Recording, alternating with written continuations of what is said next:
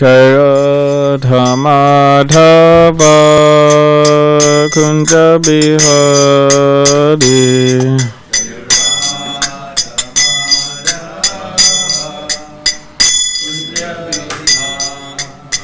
Jaya Radha Madhava Kunja Bihari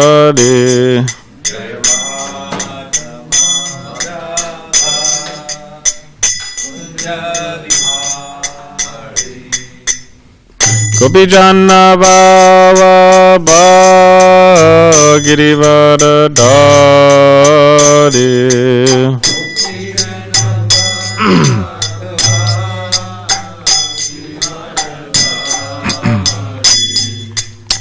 Gopi Janna Vallabha Girivara Dari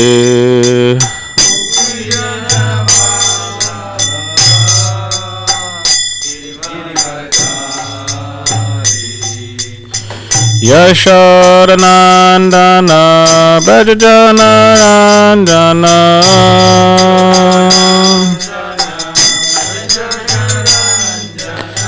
Yashodanandana Brajajana Ranjana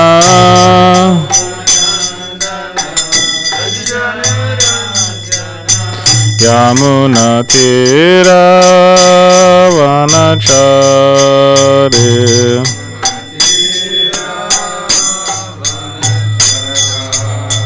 Yamuna Tira Vanachari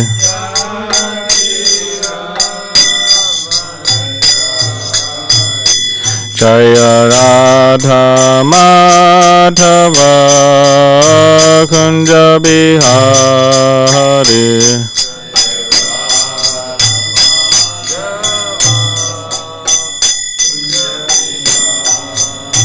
Jaya Radha Madhava Kunja Bihari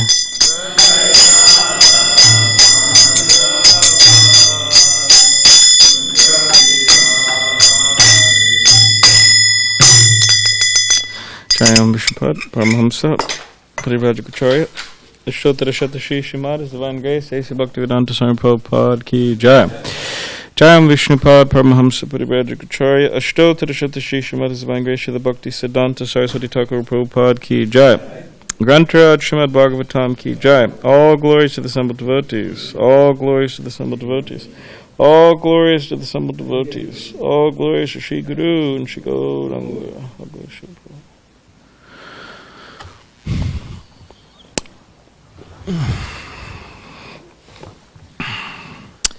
Om Namo Bhagavate Vasudevaya Om Namo Bhagavate Vasudevaya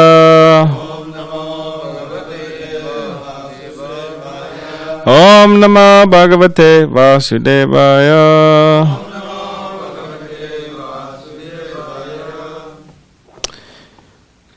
This morning we're reading from Srimad Bhagavatam, Canto 4, entitled Creation of the Fourth Order. Chapter 26, King Pranjana goes to the forest to hunt. We're on text 25.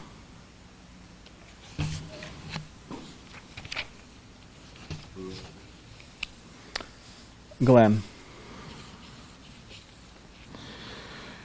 Okay. Vaktam nate vitilakam malinam viharsham Samramba bhimam evim mishnam apetaragam Pashestanava pisucho pahutal sajato Bimbadaram vigatakun kumapankaragam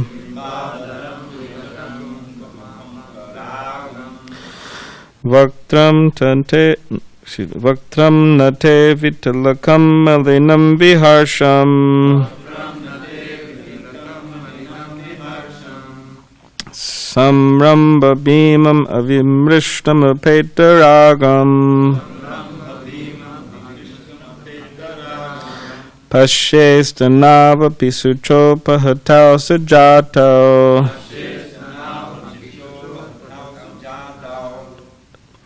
Bimbataram vigatakun kumapankaragam.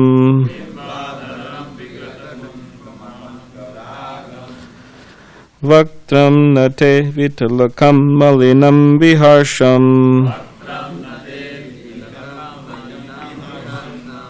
Samramba bhimam avimrishtam apetaragam. Pashestanava pisuchopahatau sajato. Bimbataram vigatakun kumapankaragam.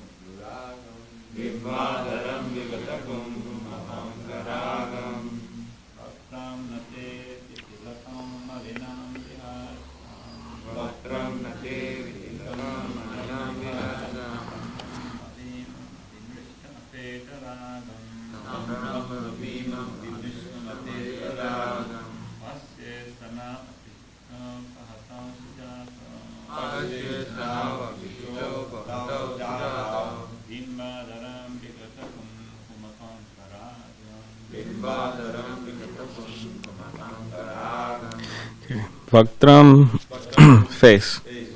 Na, never. Te, your. Vitalakam, without being decorated. Malinam, unclean.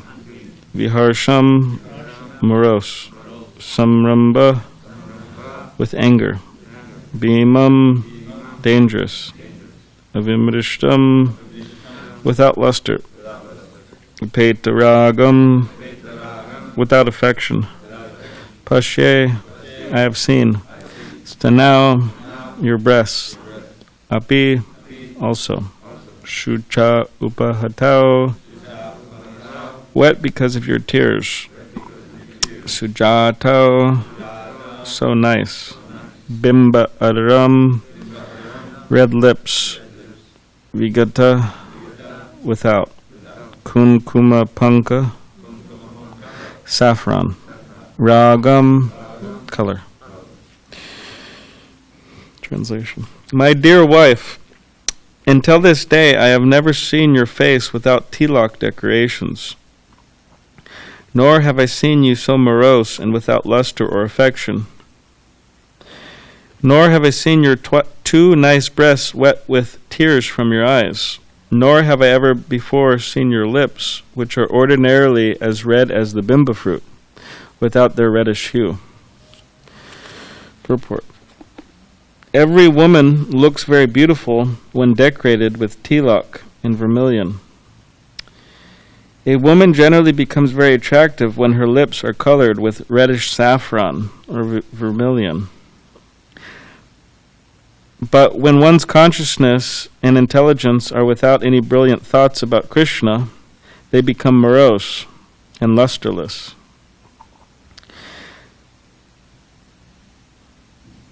So much so that one cannot derive any benefit despite sharp intelligence. Om Jnanativedandasya Kananjana Shalakaya Chakshulanmaditam Mena Tasmai Shri Gurave Namaha Kam Karidvachalam Pangam Langaite Girim Yat Kripa Tamaham Bande Shri Gurundinitaranam Vancha Kapdiribishta Kripa Sindhu Bevacha Patitanam Pavanebhyo Vaishnavebhyo Namo Namaha. Jaya Shri Krishna Chaitanya Prabhu Nityananda Shri Advaita Gadadhar Shivasari Gauda Bhakta Vrinda. Hare Krishna Krishna Krishna Hare Hare Hare Rama Rama Rama Hare Hare.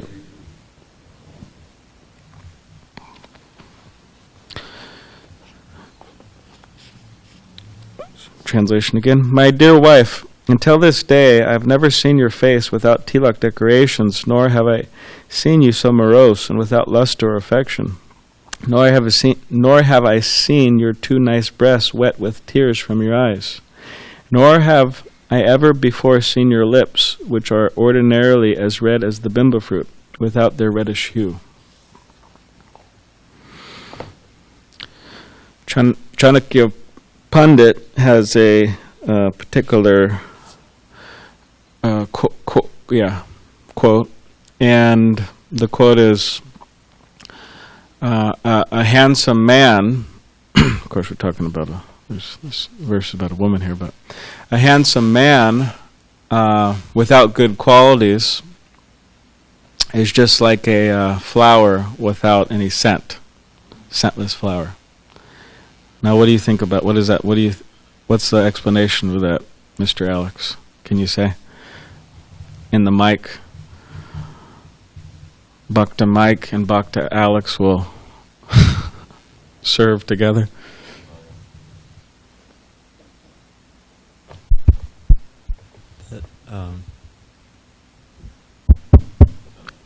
Just like the fragrance of a flower is the actual, I don't know how to describe it, it's like the actual real good part of it. Yeah. The good qualities of a man, the actual, it's the meat of the person. And I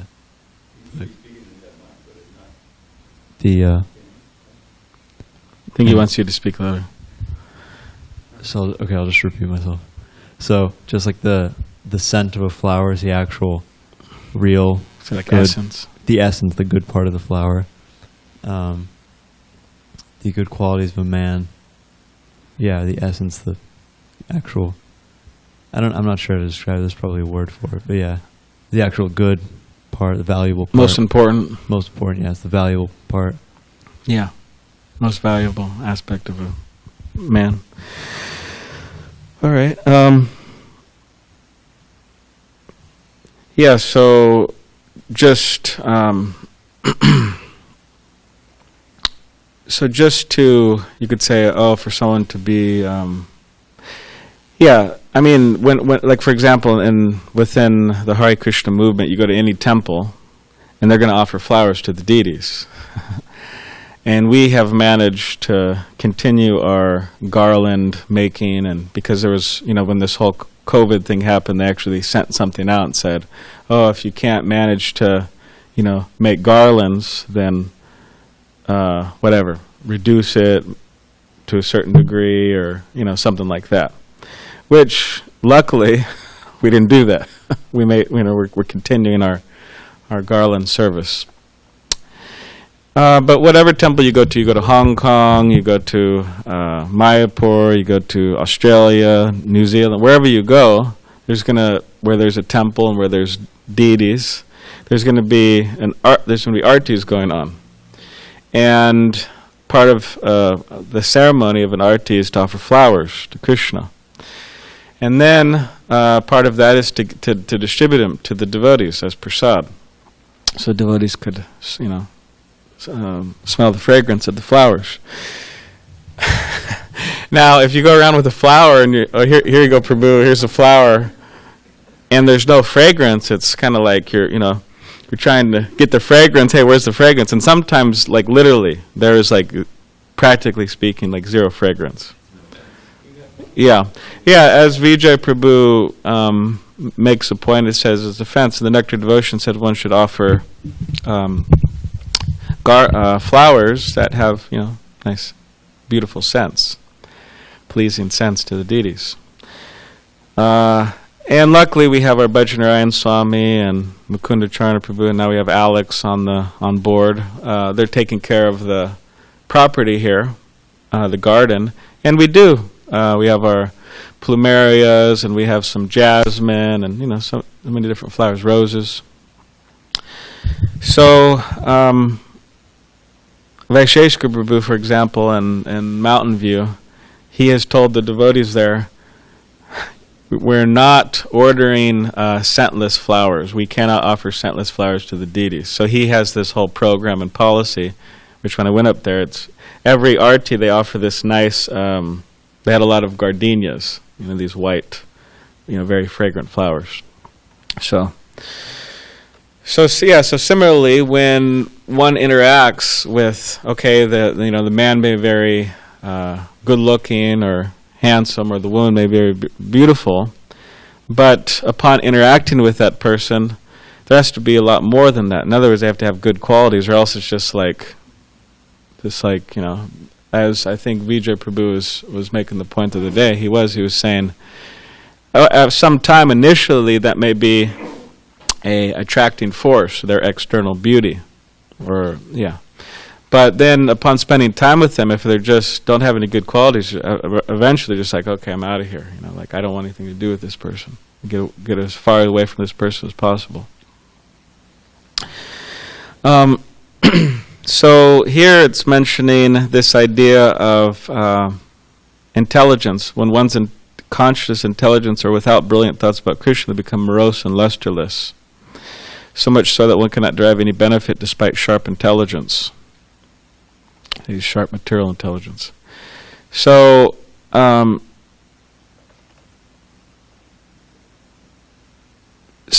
if one is not Krishna conscious, then you could say, what's the benefit of their having their association? Now, of course, within the Srimad Bhagavatam and our acharyas, they are advising us, devotees may not, you could say, benefit from a certain person's association, as you could say they're materialists, and as Chaitanya Mahaprabhu says, right, a satsanga tyage Vaishnavachara, the first characteristic of a Vaishnava, how you know a Vaishnava is they give up bad association. But devotees may give their association. They through distribution of knowledge, distribution of books, for example. When devotees go out on book distribution, they're not going out there to pick up philosophical ideas or ways to improve their life, practically speaking. They're going out to give Krishna in the form of books. So someone may be very intelligent, and in many ways these big demons, these big demonic personalities are, from one point of view, materially. You have to have some type of sharpness of intelligence to do what these people do. Just like everybody, a lot of people, they rag on Mr. Amazon. But the guy obviously has some brains, in the sense that he's able to come up with this whole huge operation. I mean, it is just huge, and going all over the world, and it's very efficient and very fast, and he's got trucks and people working for him, and there's whole system of how it all works, and people are more or less impressed and happy with it. So yeah, he has some intelligence there. Now, whether it's him or whether it's anybody, well, you think historically, like Kamsa and Ravana and these personalities, they also had intelligence. But was that intelligence actually for the being used for the ultimate welfare, the ultimate well-being of people and themselves? It wasn't. So they're lacking in spiritual intelligence.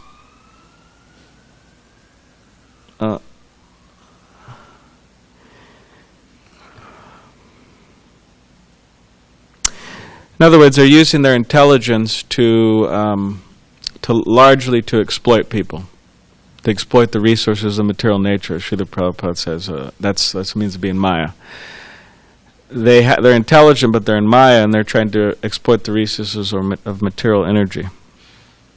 So devotees are those on the path of Krishna consciousness were advised to be intelligent. Sumedha-saha, right? Yajantihi Sumedha-saha. Krishna Varnam Tusha Krishna Sangha Parshadam Yagya Sankirtana Prayar Yajantihi Sumedha-saha. So it says that the intelligent persons, they worship Chaitanya Mahaprabhu in this age. And how do they do that? By congregational chanting of the holy names of Krishna. That's how they do it. So yeah, we're advised to be intelligent, and part of being intelligent is to give up this this process of, or this business of exploitation, exploiting others and the resources of material nature. Just like within the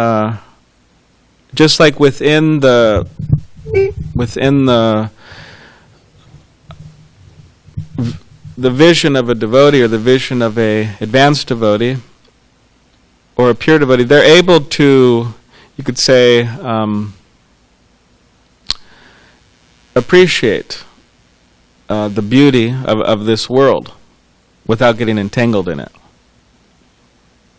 Whereas somebody who's a complete materialist, or not so advanced, they have to be careful in trying to appreciate the beauty of this world, in the sense that they become bewildered. Just like this guy, I mean, I take a walk up the hill there, about an hour walk there and back, but anyways, this guy, he stopped me. He's on his patio in the evening quite often. He's probably in his, 50s or 60s, but American guy, and that's his house there. And practically, I mean, he appreciates, I'm walking with Jamal, and we're walking together, and he appreciates us. Oh, you guys look very happy, and I'm glad you're trying to spread the message, and he's appreciative. And so yeah, we talk sometimes. And practically every time we talk, he has to mention something about some type of kind of sexuality. He has to mention something like that. Get into that topic. And he was telling me, I'm not going to get too much into it, but he was for a point here in the class. But he was telling me that, I'm just like appreciating the beauty of young women. He was kind of like, it's like an innocent thing. I'm just appreciating the beauty. Well, it's you're being he's being exploitative. He's trying to enjoy, you'd say, without Krishna, godless pleasures of this world. And yeah, that's a problem, because it is those so-called innocent desires, whatever it may be. There's so many, like people, they live a sattvic life. I live out on a farm and whatever, eat organic food, but where's God in the picture? A lot of the times he's not in the center, or sometimes he's like in the background. He's like in the background there as like an order supplier there to somewhere off in the distance. My spiritual master, he was talking with Borjan Prabhu one time, and apparently in these Bollywood movies where they or these movies they create in India. Sometimes they create a movie where Krishna's there, Krishna and the Pandavas and so on, and sometimes they really skew things. And he was saying they were talking in how in some of these movies Krishna's there, but he's like there to support the main figures. Yeah, he's like a prop, which are generally a woman and a man. So yeah, that's not the right conception at all. I mean, one devotee sent me this thing. It was really bad. He sent me this. It was a movie they created somewhat recently. It's like something. Oh, it was something like Krishna Leela or something. You heard about that? Yeah, it was really offensive. And they were saying, actually devotees were trying to get signatures to take it down. Censor it and get rid of it. Because there's someone with this Indian guy and they have women there and just really terrible. So it's so whether if God is not in the center, if Krishna is not in the center, then it is not innocent. It is not innocent. Their so-called their enjoyment, their innocent enjoyment or innocent appreciation of this world. It's not innocent at all. A lot of times, like I said, Krishna's there in the back, God's in the back, or he's just completely not there at all. So to be intelligent means to realize, and that means to practically live with Krishna in the center. And that is a way in which we could utilize our intelligence for the best purpose. Namely, it's good for us and it's good for others. Like Bhaktisiddhanta Saraswati Thakur told Srila Prabhupada, you should preach the message of Chaitanya Mahaprabhu throughout the Western world, throughout the whole entire world, and this will be good for you and it'll be good for others. So that is intelligence, to engage in Krishna consciousness, which is good for us and good for others. Whereas these people who are so-called intelligent, practically they're engaged in activities which on some maybe relative level or some materialistic level may be good for other people. A lot of the times it isn't. It's just good for them in their little group, family or nation or something. And so in other words, they're misusing their intelligence. Just like in terms of appreciating beauty, Srila Prabhupada, when he was walking with Mukunda Goswami one night in San Francisco, I mean, devotees, sometimes people, religious people think, oh, this is profane. A lot of the times this whole world's just profane. And they want to hide themselves off in the temples and up in the Himalayas and in their monasteries. It's just profane. They don't want anything to do with it. So Srila Prabhupada was walking out with Mukunda Goswami, and some of these, the things, the people, the whole atmosphere that they're walking in, a lot of people will say, oh, this is profane. I don't want anything to do with it. On a little side note, Mohan Vilas Prabhu, our Mohan Vilas, who's in Hawaii now, he was telling me how he was speaking with some Gaudiya Math sannyasi. I won't say who it is, and I don't know if I remember who it is, but he was quite a big personality, actually, there in the Gaudiya Math. So he was speaking with him in India, and Mohan Vilas was explaining how he lives in SanDiego, in Southern California, in a beach town. And he was explaining the environment of it, of the West and everything. And this sannyasi, he was saying, oh, I'm not going there. That's just too much. It's just too degraded. That's what he was saying. So, Prabhupada, he wanted to place the temples in the most degraded places in the world, and he did do that. Materially means hedonistic degradation. People just practically like animals. Now, of course, we may not see that going on. I mean, we may walk outside and, yeah, it looks a little degraded. I mean, how people act, how people talk, how people dress.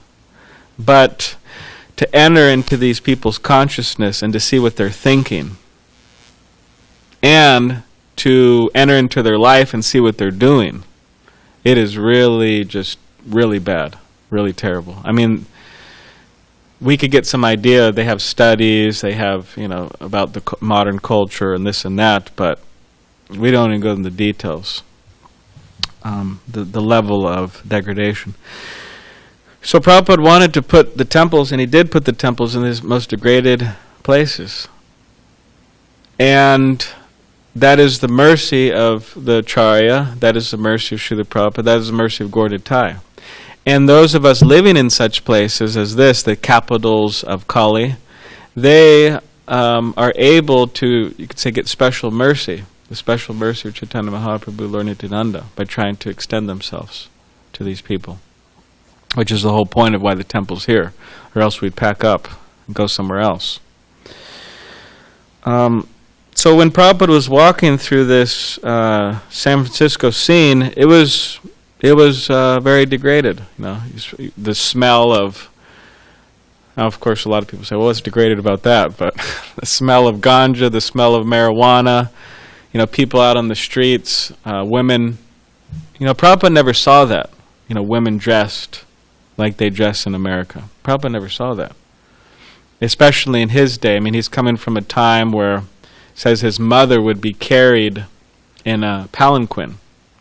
Or do they say palanquin? Whatever, palanquin. Across, just to go to the store, go out here and there, or wherever she went, to the temple, to her friend's house. She'd be carried, so low-class men wouldn't see her. So probably, even up into the 60s, 70s, still, women were quite dressed chastely, and so when Prabhupada came to America, I mean, you can imagine it was like a culture shock. I mean, nowadays it's increased, but so that's what Prabhupada was walking through: the marijuana and these women, the men, and they're all mingling, and it's just like madness, practically. So he's walking through, and Mukunda Goswami, he starts feeling bad. I'm walking with my spiritual master, and we have to walk through all this, and we're going to some preaching engagement.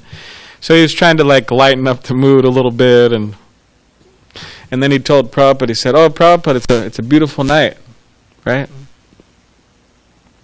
And then Prabhupada said, "Yes, it is beautiful, very beautiful night." And he could see that Prabhupada actually meant it. He was seeing he was seeing Krishna. That's what in the Chaitanya Charitamrita it says. When a devotee such as Srila Prabhupada looks, wherever they look, moving and non-moving things, they just see Krishna there. It says sporty, Krishna's jumping out there. So Prabhupada did see that. Now on the other hand, when Prabhupada went to the Mantra rock dance, it was also a very wild scene, very wild scene. And in this book here, very wonderful book, came out, I don't know, maybe 8 years ago or something. But so in this book, Mukunda Goswami, he writes about it. So I'll just read a little bit here. So it says, so Prabhupada, so he goes on the stage, and Ginsburg is there. Moby Grape, all these big personalities, or soon-to-be big personalities, are there. And it's just packed with people, say thousands of people. It's hundreds of people. And Prabhupada is asked to speak. So this is what Prabhupada says. "Thank you for inviting me to your beautiful city of San Francisco to speak here," he said. "This chant comes from India. It will lead us to the spiritual world. You may begin tonight or any time. The mantra is not only for Indians. Hare Krishna chanting is for all people because Krishna is everyone's father. We should not think that Krishna is Hindu God or is for the Indians and not others. He is for everyone. I was excited to hear him as he looked admiringly around at the rapt audience. If he were not, Prabhupada continues, how could he be God? God cannot be God simply for a particular type of man or for a particular section of society. God is God for all human beings, beasts, aquatics, insects, trees, plants, all varieties. That is God. The words of this chanting are Hare Krishna, Krishna Krishna, Hare Hare, Hare Rama, Rama Rama, Hare Hare. Ben or Roger bounced the words on the wall behind the Swami. So the words. These words are a transcendental sound incarnation of absolute truth. Incarnation means the Sanskrit word is avatar, and that is translated into English as incarnation. The root meaning of avatar is which descends or comes from the transcendental sky. The spiritual sky to the material sky, or his bona fide representative comes from that sky to this material plane. That is called avatar. A female voice at the other end of the ballroom yelled, "Yeah!" Another voice somewhere in the hall yelled out, "I'm God!" The Swami continued unfazed. So this sound is the sound representation of the Supreme Lord, material, spiritual. Whatever we have got experience, nothing is separated from the Supreme Absolute Truth. Nothing is separated. Everything has emanated from the Absolute Truth. Just like earth. Then from earth you have got wood, fuel. From fuel, when you get fire, first of all there is smoke. Then after smoke there is fire. Similarly, there is a link. The whole material cosmic situation, manifestation, what we see, it is just like the smoke. The fire is behind it. That is the spiritual sky. But still, in the smoke, you can feel some heat also.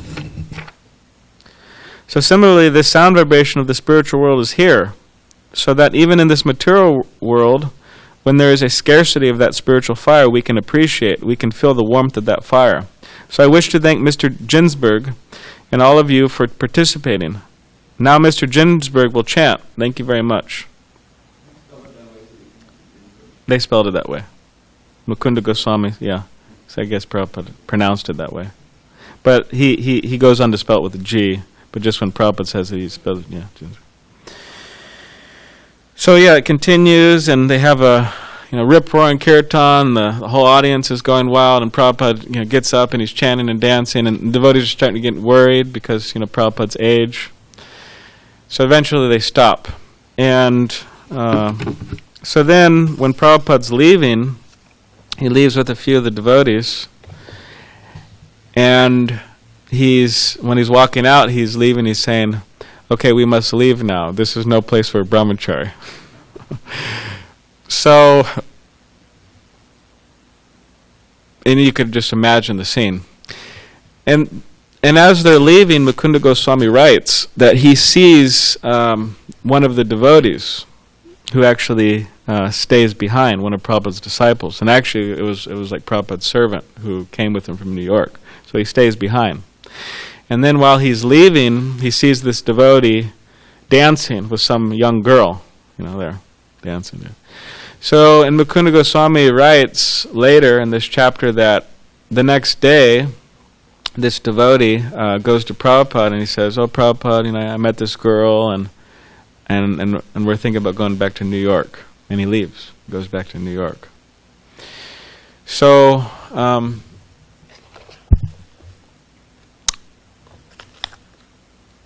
so what does this teach us? This teaches that while engaged in preaching, while engaged in propagating the holy name, while engaged with materialistic people, we have to be very, very careful.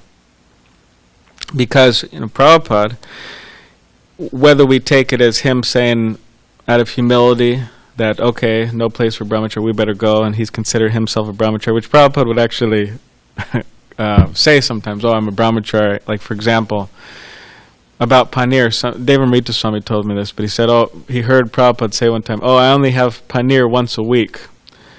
He said, "Because I'm a brahmachari," something like that. I just try to control it, So whether Prabhupada's saying that for our teaching us out of his humility, because even if one is on that on a very high level, they could still act for the benefit of others. But however we take it, devotees are careful in the sense that don't become too close to the fire, of this materialistic fire you get burnt. And so Prabhupada was able to, in so many cases, Prabhupada went to Morning Star Ranch. I mean, how would that go nowadays if a sannyasi went to a Morning Star ranch? I mean, that would be all over the internet, you know? Huh? Yeah. Oh, yeah, by the way, it was Morning Star Ranch. Thank you, Vijay. Morning Star Ranch was a nudist colony. It means they're all naked. So Prabhupada went there to preach. Gave a talk there. And he got some devotees, actually. But my point is, what I was saying is that if a sannyasi went there nowadays, I mean, people don't like that. So Prabhupada did so many things that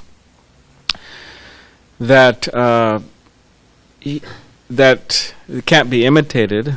Of course, we could follow in Prabhupada's footsteps. We try to. But the point is, Prabhupada is able to preach in so many situations and see the beauty and appreciate people, the souls in this world, and not become entangled. Just like when Prabhupada first arrived at that Morning Star Ranch, there was one person, one young man, naked, and he was in the garden. And then Prabhupada asked him, he said, "What are you doing?" And the man said, "Oh, Swami, I'm picking potatoes." That's what he was doing, he was picking potatoes. And then Prabhupada said, "No." He said, "What are you doing with your life?" And then the man, he kind of like froze and paused, and he said, "Yeah, what am I doing with my life?" And then he joined. He became a devotee. Gaur Hari. Okay, he knows. Gaur Hari Ki Jai. So yeah, part of intelligence means that, okay, getting free from this desire for exploiting the resources and everything, this material world, that's part of being intelligent. But also part of being intelligent is, while interacting with this world, we're careful. And that we don't so-called engage in yukta vairagya, when it's just actually we're using it for ourselves, for materialistic purposes. So that's, yeah. So to learn how to interact with this world in a Krishna conscious way, and ultimately to see Krishna everywhere. So that's intelligence. And yeah, does anybody have any questions or comments? Like, intelligence doesn't mean just like for example, these really big personalities within history, like for example Albert Einstein. I mean, everybody, he's a towering intellect, genius, and from a materially point of view, yeah, he was. I remember Tirthamaraj, he was giving some talk about him, and he was mentioning how he was quite a womanizer, and he was quite a fellow who I think, anyways, I don't want to say, but I don't know if Tirthamaraj was saying something about his bathing habits weren't very, but at least I know for sure he was, from Tirthamaraj's investigation, he was a womanizer, and quite bad. So, for example, anyways, I saw this birthday card, and this birthday card was a baby, a cartoon, a baby in a bath, and probably like maybe 3 years old or something. And then you didn't see the mother, but the baby he was looking at his private parts, and then in a bubble it said, "Mommy, is this my brains?" And then you didn't see the mom, but then you saw the bubble, and the bubble said, "Oh, not yet, honey. It's not your brains yet." Means that these so-called, huge, materially intellectual people, very intelligent in many ways, but, I mean, they can't control. They can't have basic self-control, which is a principle of real knowledge. What to speak of so many other good qualities they're lacking. So we don't give much. Yeah, practically. Of course, you could take gold from a filthy place, but we don't give much, ears to these people. So, all right. So, Hare Krishna, thank you for. We'll hear more about that in tomorrow's purport. What I just brought up. So, you mentioned that Srila Prabhupada specifically placed the temples yes, in the West in places that ideally for the devotees to go out and do outreach. So my question is, the idea is that we should be like the lotus, going within the water but untouched. So similar, like going into the material energy but untouched by the material energy. For one whose desire is to gain spiritual strength, would you recommend they go out, like say they may fear the fact that they may be influenced by the external energy, especially if they're preaching, if they're doing book distribution, whatever, in an environment which encourages their previous bad habits? Yeah. Would you encourage them to go out there and develop the spiritual strength and stick it out, pray to Krishna, and bear through it? Or would you encourage them to stay within the temple, gain spiritual strength, and then go out? Well, each case is different. I mean,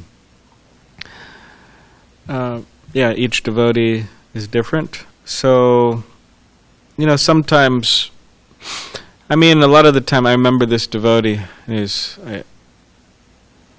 he was a devotee many years. He's still a devotee. He's up there in Portland. He was a brahmachari in LA, but he one time he raised his hand in class, and His Holiness Radhanath Swami was giving class, and he raised his hand, and he really laid it out there how he was personally struggling. And there was when Maharaj gives a class, it's packed. I remember here, Maharaj used to give a class, and then this years ago, and the Vyasa-san would be here, and the temple would be pretty full. But then now as the years go by, he became more famous, and so we have to move the Vyasa-san back, and the whole temple room, fills up in the mornings. But anyways, so it was a big crowd, and this devotee asked a question, and he was just explaining how he was struggling with his senses and his mind, and which a lot of translate into material desires, kama,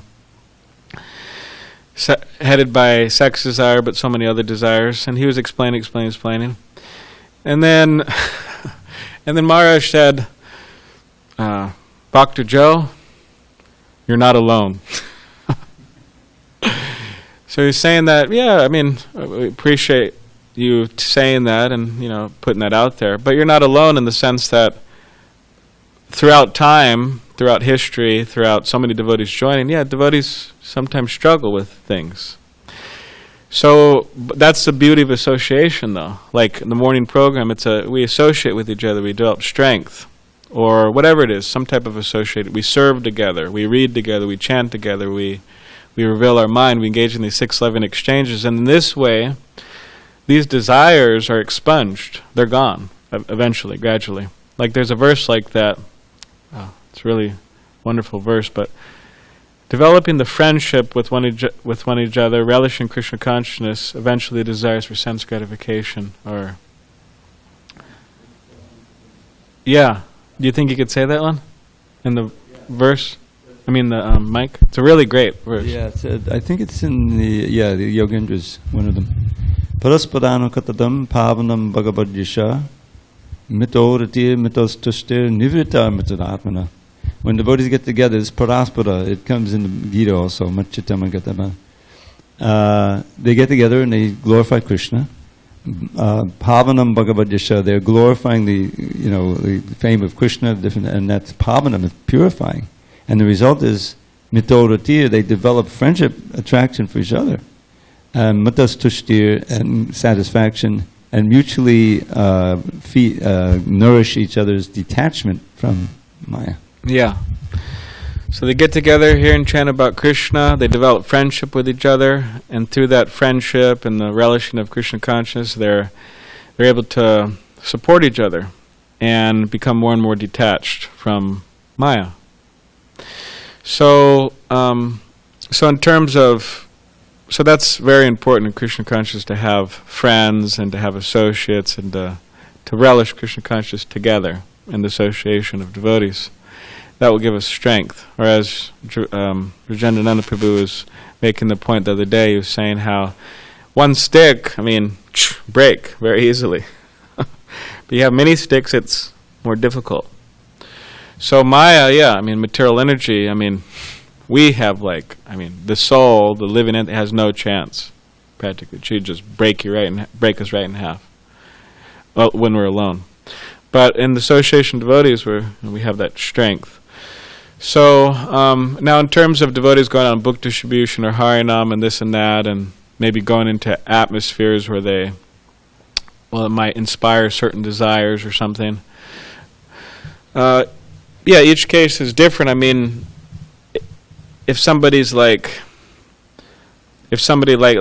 you're going to like a rock concert or something, there's going to be tons of alcohol there, and some of your friends are going to be going there, and maybe not go there.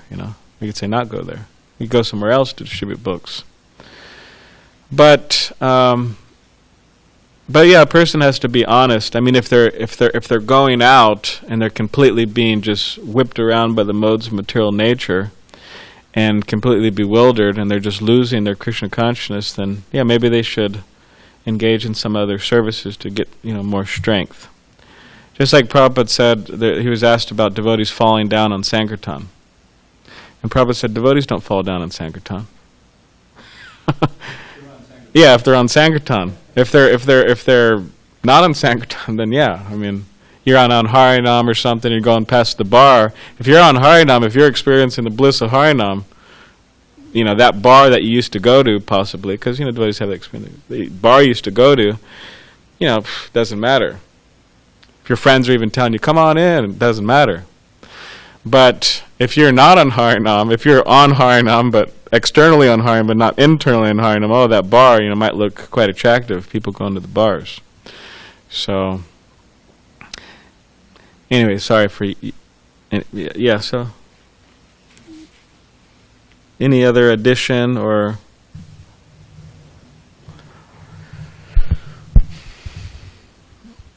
It seems like that going on outreach, like the latter versus, like say first in reach and then outreach, right? Right. It seems like when we go out for outreach is actually a really self-empowering thing when we understand that we're putting our faith on the line, and we're ready to fight and preach and stand up and preach, like basically own this identity that I'm a practitioner in Krishna consciousness, and I want to share with others. And there's all these external elements and people who may try to discourage that, but it seems like you have to put yourself in an environment where you're being challenged, so that you can get stronger. Yeah. And then I kind of see the benefits of both. Even for a weak devotee, to tell him, hey, go out, you're weak because you're not preaching. It's somewhere along the line your faith is weak. Yeah. Go out and preach. Yeah. And if you're in an area, an environment where people are smoking ganja, you used to smoke ganja, or you're attracted to girls and all these different things, go out and put yourself in that environment, and have faith in Krishna and be sincere, and you'll grow and get through that.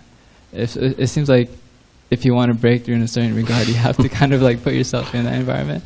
But yeah, it's good if they're associated with the devotees while they're right. Yeah.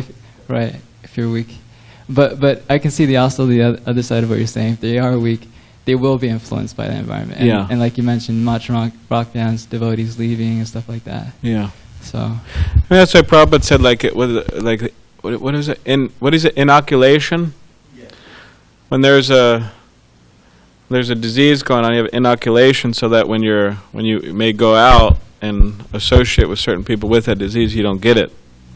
So that's why the morning program, early morning hearing and chanting, it's like that inoculation. You're developing that strength that when you have to face material energy, which we'll have to face material energy. I mean, in other words, face it in the sense that it will be there. So we're able to have that strength. Or as one time Bhajanarayan Swami was quoting a letter from Prabhupada, Prabhupada was saying that this morning program, it's like a dam, and it keeps the water from going in. Now if you have a hole in that dam, or if you break the dam down, the flood of material energy, the flood of Maya will come in and just flood the place, flood our hearts. and then we're in trouble. So therefore you have that dam, it's that hearing and chanting, early morning program, right? So, all right. Chandranan Prabhu. Thank you very much. Thank you for a nice question and You're welcome. answers.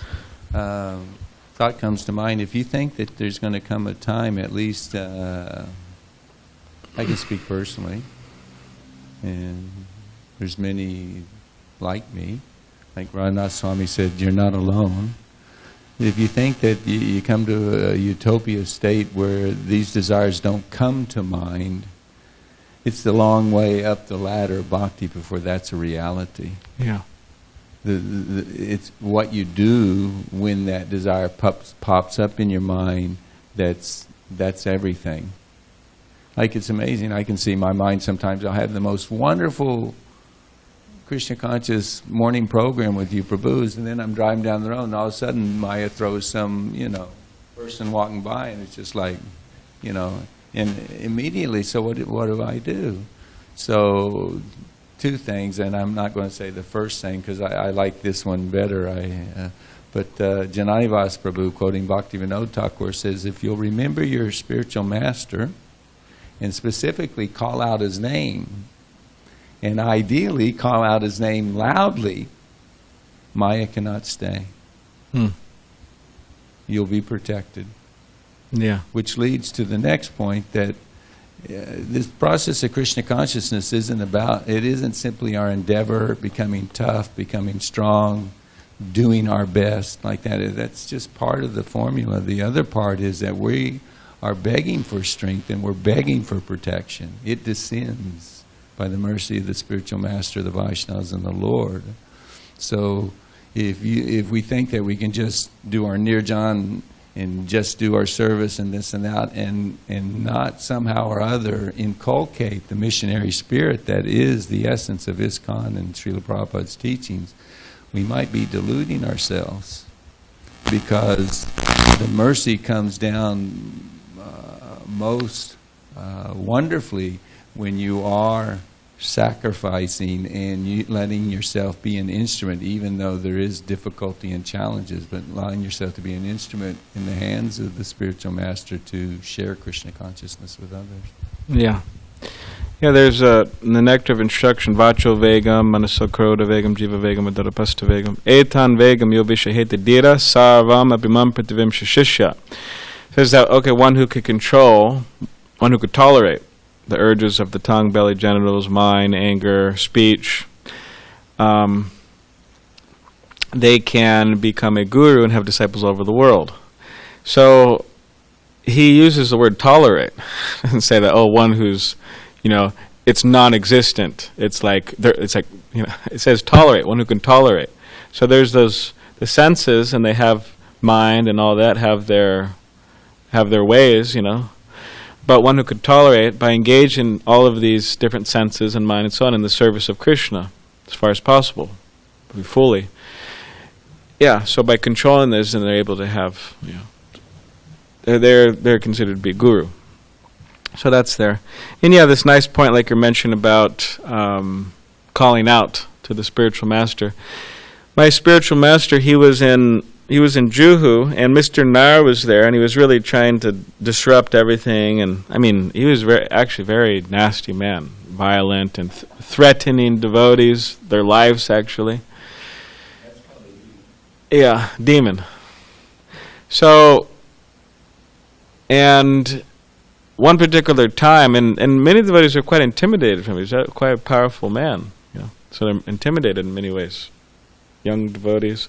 So my spiritual master said he was like 3 years old or something. So Mr. Nar, he was going to pick him up to take him to some office to sign some paperwork, this and that, in relation to the land. And then while he got in the car, he got into the car, my spiritual master, and then he noticed that there was this prostitute there. I mean, he found out later that she was in the car. Mr. Nar arranged that. And he found out later that she was a well-known prostitute in Mumbai. So so he was there, and then she started. She put her hand on his leg, and started whatever moving upward. And at the time, he said he explains how at the time he was thinking to himself, he was a young man, and his mind was in a dizzy, and he was thinking that, for my own self, or for my own, I could just, you could just put caution to the wind, But then he said, while this was all happening, he said that he thought of Prabhupada, and he thought, if I go through with something like this, what will that do to Prabhupada's name? What will that do to ISKCON? And then he rejected the idea.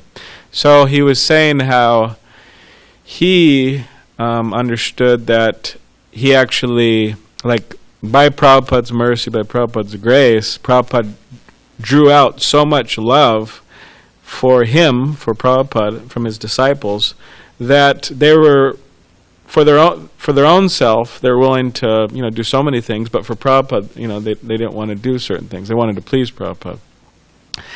And in other words, they loved Prabhupada and they loved their own selves more than their own selves. So yeah, it's a good example of this, illustrating this point. Calling out to Prabhupada, thinking of your spiritual master. No, I can't do such a thing. I can't displease. So, all right. Jai. Gruntaraj Srimad Bhagavatam ki jai. Srila Prabhupada ki jai.